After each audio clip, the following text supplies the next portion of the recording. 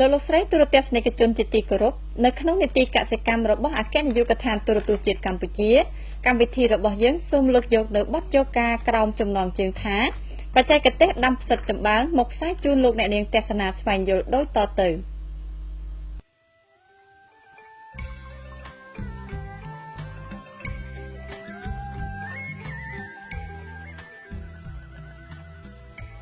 បន្ទាប់ពីមុខរបរធ្វើស្រែយើងសង្កេតឃើញកសិករនៅឃុំក្រាំងជើស្រុកស្អាងខេត្តកណ្ដាលមួយចំនួននាំគ្នាដាំដុះដំណាំផ្សិតចម្បាំងពីព្រោះថាកាកសំណល់សល់ពីស្រូវដូចជាចិញ្ច្រាំងនិងចម្បាំងត្រូវបានប្រែក្លាយទៅជាវត្ថុធាតុដើមយ៉ាងសំខាន់ក្នុងការដាំដុះដំណាំផ្សិតចម្បាំងនេះគឺជាមុខរបរទី2បន្ទាប់ពីស្រូវរបស់ប្រជាកសិកររស់នៅក្នុងតំបន់នេះជាការពិតណាស់ប្រទេសកម្ពុជាជាប្រទេសដែលប្រកាន់យកមុខរបរកសិកម្មជាធំជាពិសេសដំណាំស្រូវដែលប្រជាជនភាគច្រើនបានធ្វើពាសពេញផ្ទៃប្រទេសរាល់កាកសំណល់ផ្សេងដូចជាចម្បាំងគល់ចិញ្ច្រាំងពួកគាត់ហាក់ពុំទាន់បានទាញយកប្រយោជន៍ពីកាកសំណល់ទាំងនេះនៅគ្រប់តំបន់នៅឡើយទេថែមទាំងនៅតំបន់ខ្លះបានដុតបំផ្លាញចោលដោយគិតថាជាការសម្អាតស្រែផ្ទុយទៅវិញគល់ចិញ្ច្រាំងឬចម្បាំងបើសិនជាយើងបានប្រមូលឬដកពីក្នុងស្រែយកមកកោសទុកសម្រាប់ធ្វើជាវត្ថុធាតុដើមក្នុងការធ្វើផ្សិតពេលនោះយើងមិនត្រឹមតែទទួលបានបន្លែផ្សិតសម្រាប់បរិភោគនិងលក់ដូរប៉ុណ្ណោះទេកាកសំណល់ក្រោយពេលប្រមូលផលផ្សិតវាបានคล้ายទៅជាជីធម្មជាតិដែលសម្បូរទៅដោយជីជាតិសម្រាប់ជួយបង្កើនទិន្នផលសម្រាប់ដំណាំនៅរដូវក្រោយទៀតពេលដែលយើងយកវាទៅដាក់ក្នុងស្រែវិញឬចម្ការដំណាំរបស់យើងដើម្បីបញ្ជ្រាបបន្ថែមពីការងារនេះបានដល់ប្រជាកសិករនៅគ្រប់តំបន់នាយកដ្ឋានផ្សព្វផ្សាយកសិកម្មបានរៀបចំចងក្រងខ្សែវីដេអូដោយមានការសហការជាមួយកសិករមានបទពិសោធន៍ក្នុងការដាំដុះដំណាំផ្សិតចម្បាំងផ្ទាល់ដើម្បីចែករំលែកបទពិសោធន៍នេះបានរីកសាយភាយដល់កសិករនៅទូទាំងប្រទេសការជ្រើសរើសទីតាំងបណ្ដុះផ្សិតក្នុងការបណ្ដុះផ្សិតចម្បាំងចាំបាច់យើងត្រូវជ្រើសរើសទីកន្លែងបណ្ដុះឲ្យបានល្អដើម្បីឲ្យផ្សិតដុះលូតលាស់និងទទួលបានទិន្នផលខ្ពស់គឺដីស្ងួតមិនចំទឹកគ្មានសត្វល្អិតបំផ្លាញមានពន្លឺថ្ងៃគ្រប់គ្រាន់នៅរដូវវស្សានៅរដូវប្រាំងត្រូវឲ្យមានម្លប់ឈើងាយស្រួលបណ្ដុះផ្សិតរដូវប្រាំងការដាំដុះដំណាំផ្សិតទទួលនៅការលូតលាស់ល្អការជ្រើសរើសសម្ភារៈនិងវត្ថុធាតុដើមមានដូចជាកាំបិតពុជថៅចបកាប់កណ្ដៀវកន្ត្រៃប៉ោតមានចំពួយផ្កាឈូកកំបោររស់ក្រណាត់កៅស៊ូឬស្លឹកកណ្ដប់ក្រដាសវាស់បេហា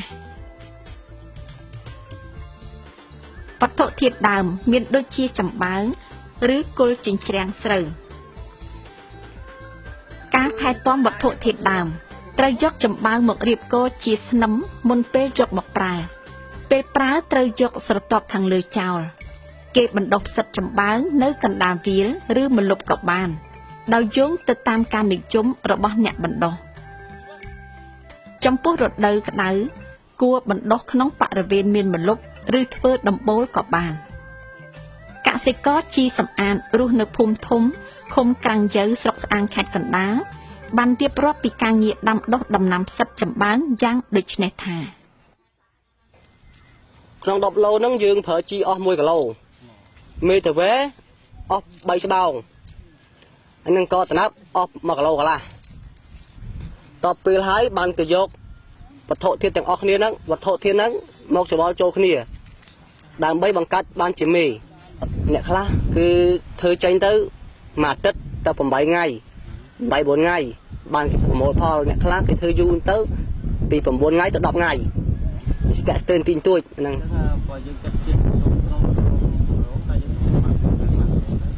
ក្នុងមួយរងផ្សិតយើងទទួលផលរបស់អ្នកខ្លះគេធ្វើចេញមួយរង30 ម៉ែត្រគេទទួលផលក្នុងមួយរង30 គីឡូទៅ40 គីឡូ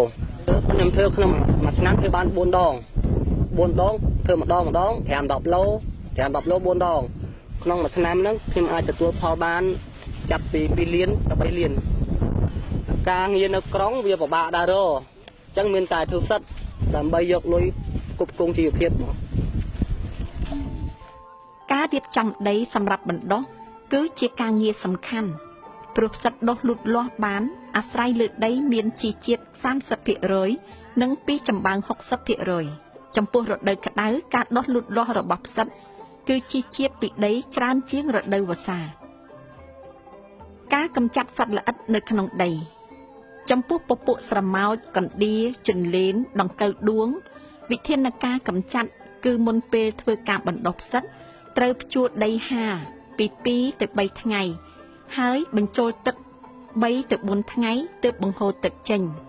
ធ្វើរបៀបនេះទើបដីនោះពពួកសត្វល្អិតឬពពួកមេរោគផ្សេងៗមិនអាចរស់នៅបាន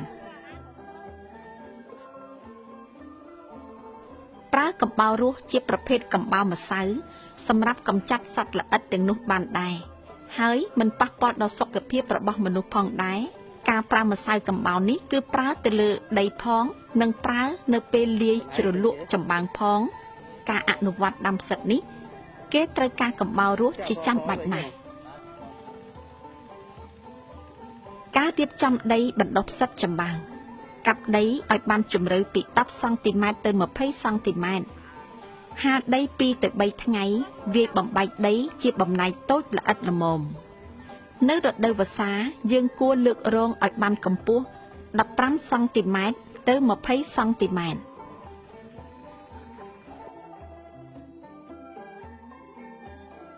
ជាទូទៅទឹកដែលត្រូវប្រើស្រោចបន្លែបាន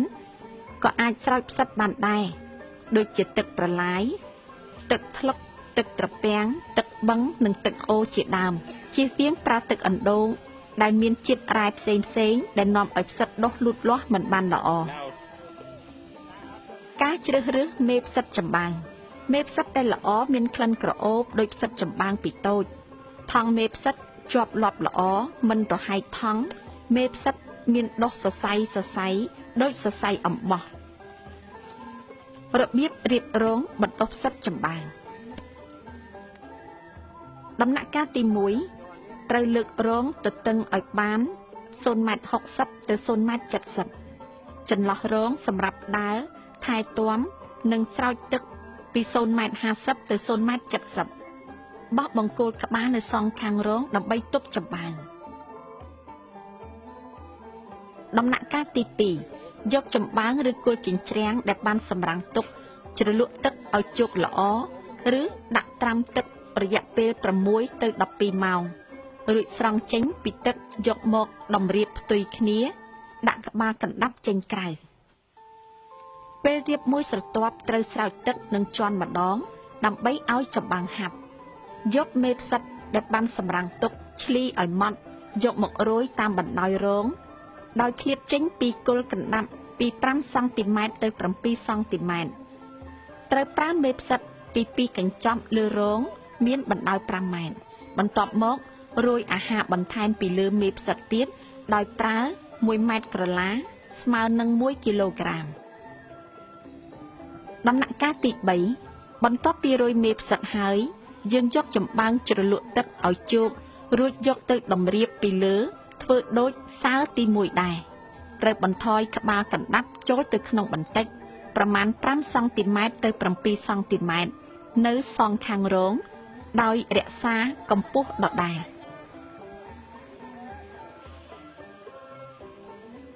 ការជន់និងស្រោចទឹកធ្វើតាមរបៀបខាងលើក្រោយពីធ្វើការងារនេះរួចហើយត្រូវយកមេផ្សិតនិងអាហារបន្ថែមមករោយពីលើជាការស្រេចចំពោះសើទី2ត្រូវប្រើមេផ្សិតទ្វេជា2គឺ4កញ្ចប់លើរងប្រវែង5ម៉ែត្រដដែលដំណាក់កាលទី4ក្នុងដំណាក់កាលចុងក្រោយនេះយកចម្បាំងរៀបដូចទៅនឹងសើទី1និងទី2ដែរការបន្ថយក្បាលកណ្ដាប់ត្រូវធ្វើដូចសើទី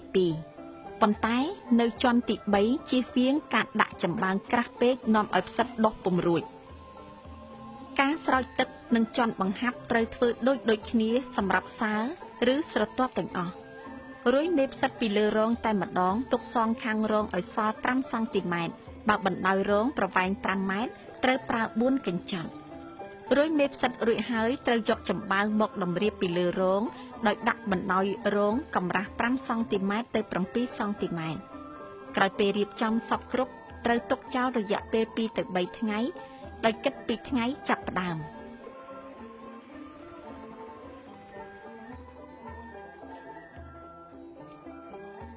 របៀបគ្របចំបើងដុត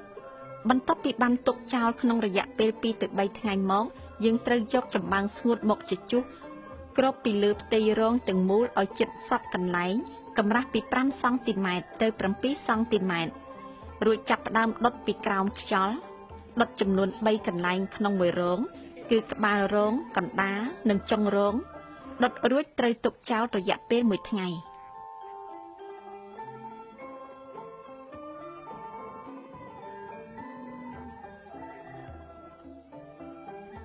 ថ្ងៃបន្ទាប់បោសផេះចេញឲ្យស្អាត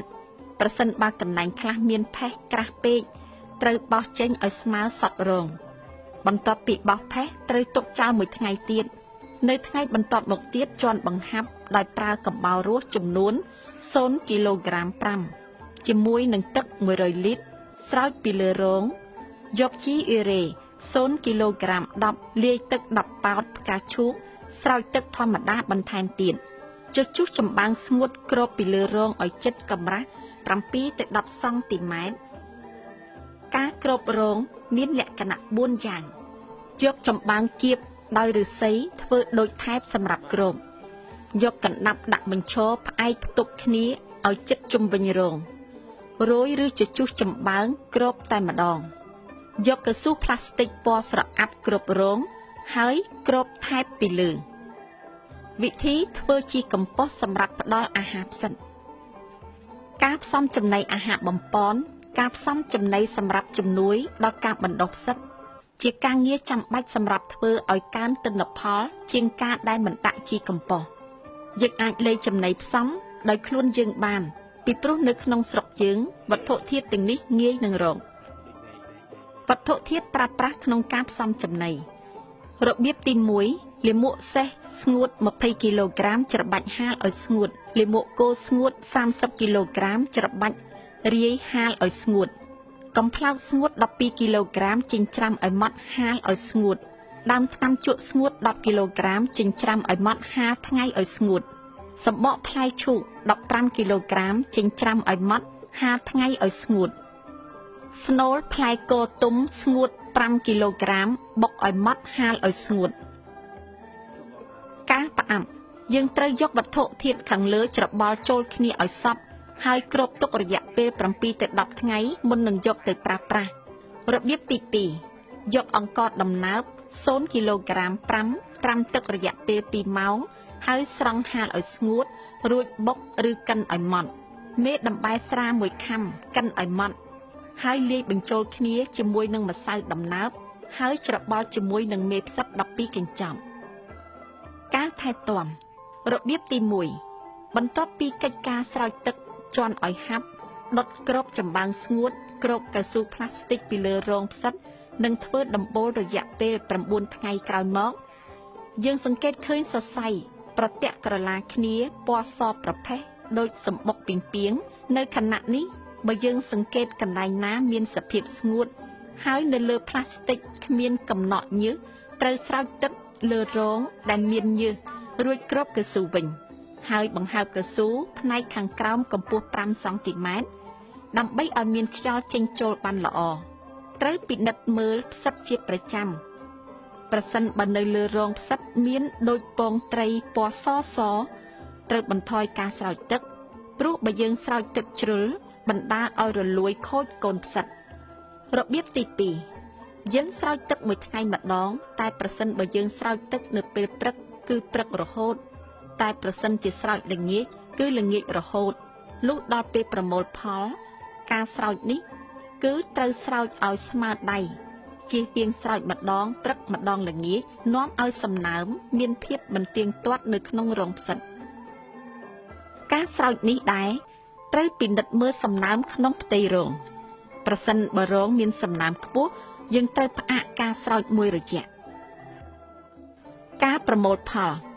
ផលិតកម្មផ្សិតត្រូវបានប្រមូលផលជាបន្តបន្ទាប់ភាគច្រើនអនុវត្តនៅពេលព្រឹកមុនម៉ោង 8 ពេលបេះផ្សិតត្រូវគ្របចម្បាំងពីលើរងវាដើម្បីឲ្យផ្សិតលូតលាស់ផ្ដល់ផលជាបន្តបន្ទាប់ទៀតគួរប្រមូលផលផ្សិតក្នុងលក្ខណៈដែលផ្សិតក្រពុំល្អមានក្បាលស្រួចមុនពេលក្បាលផ្សិតដុះចេញពីស្រោមកំណត់ចំណាំពេលព្រឹកស្រោចទឹកនៅម៉ោង 8 បើស្រោចល្ងាចត្រូវស្រោចនៅវេលាម៉ោង 5 រសៀលពេលផ្សិតចេញពេជ្រពន្លកដោយពងត្រីត្រូវយកចម្បាំងពីលើរងចេញខ្លះដើម្បីបន្ថយសីតុណ្ហភាពអាចឲ្យដុះលូតលាស់បានល្អនៅពេលចាប់ផ្ដើមប្រមូលផលមិនត្រូវស្រោចទឹកច្រើនពេកទេនាំឲ្យផ្សិតខូចឬរលួយជារួមការចេះពង្រីកមុខរបរក្នុងគ្រួសារគឺពិតជាបានឆ្លើយតបទៅនឹងយុទ្ធសាស្ត្ររបស់រាជរដ្ឋាភិបាលដែលបានកំណត់យ៉ាងច្បាស់អំពីការប្រើប្រាស់ធនធានក្នុងស្រុកសម្រាប់អនុវត្តពហុបព្វកម្មនិងប្រពលបព្វកម្មកសិកម្មដើម្បីធានាបាននូវនិរន្តរភាពនៃកំណើនសេដ្ឋកិច្ចបង្កើតការងារនិងបង្កើនប្រាក់ចំណូលគ្រួសារនៅទីជនបទព្រមទាំងមានសន្តិសុខស្បៀងសម្រាប់ប្រជាពលរដ្ឋទូទៅនិងធ្វើឲ្យប្រសើរឡើងនៅកម្រិតអាហារូបត្ថម្ភ